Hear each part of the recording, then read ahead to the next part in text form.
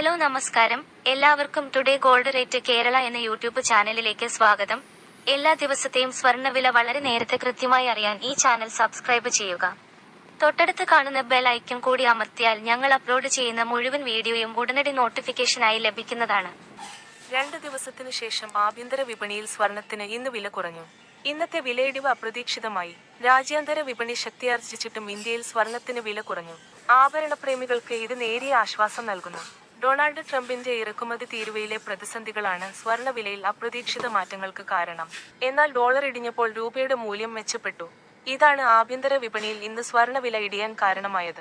ഒരുപക്ഷേ രൂപയുടെ മൂല്യം ഇടിഞ്ഞിരുന്നുവെങ്കിൽ സ്വർണ്ണവില ഇന്നും കുതിച്ചേനെ. നിങ്ങൾ ഇതുവരെയുള്ള മുഴുവൻ വീഡിയോകൾക്കും നൽകിയ സപ്പോർട്ടിന് നന്ദി.